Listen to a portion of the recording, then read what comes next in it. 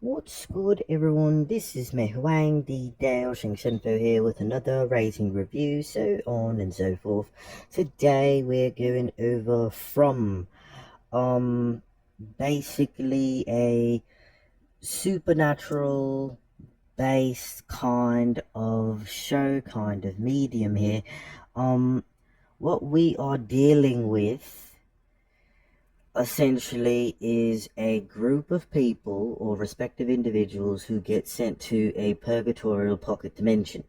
In this purgatorial pocket dimension, they happen to find themselves amidst, we'll say, baleful spirits. I would say in this connotation, some sort of wraith, even though the show's description on the internet does not state or depict these creatures as such.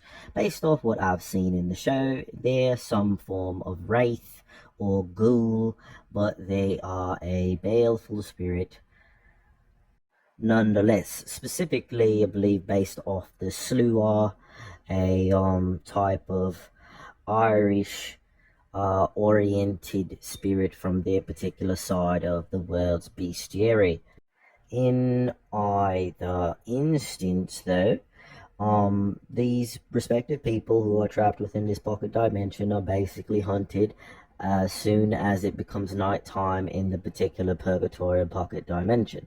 And the only way to stop the quote-unquote attack is to have certain seals or talismans, they refer to them as in the show, on and around their doors, and that keeps the monsters at bay, so to speak. And this just happens on a daily basis, simultaneously and passively. They have access to renewable electricity, so on and so forth. That's why it eventually you'll end up realizing, based off, I guess, the premise that the show is going towards, it's it's a purgatorial pocket dimension. So there's an infinite amount of resources to one or more degrees, and if they go through a certain amount of resources to the extent of the finiteness of that particular resource, that's just what it happens to be at that particular instance until they find either another resource, so on and so forth. In that case, being food, for example. But if it's like electricity, for some reason, they just have infinite electricity, even though they're in a purgatorial pocket dimension. Aside from that, and in the general sense, that is what is taking place.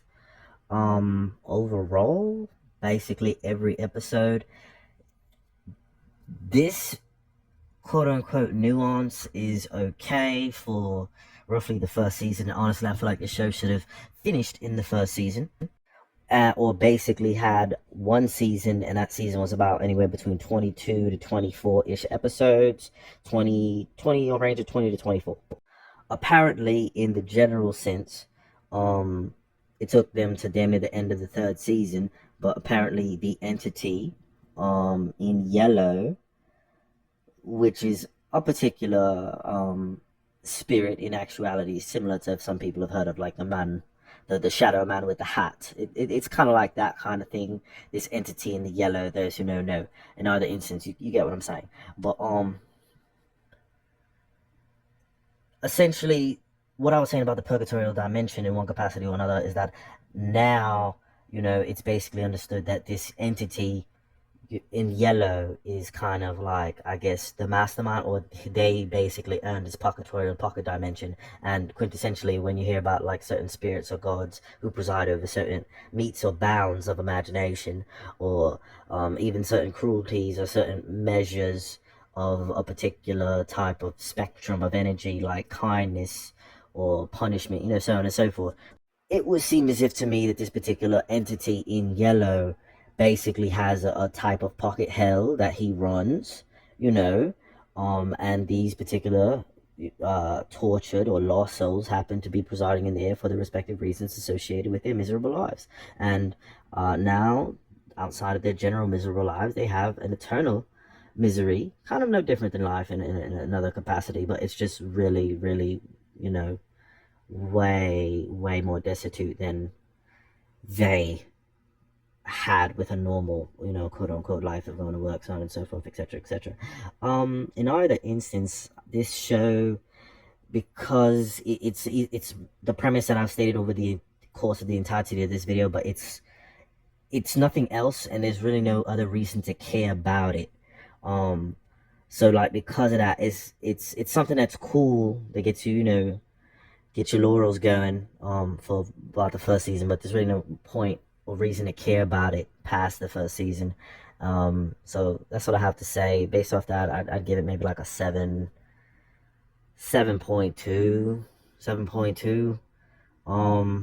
If we're going off the first season, it's a little higher, but based off where it's at, like a 7.2. In other instances, it's been Mei Wang, Dou-zhansheng-fo here. I'm out.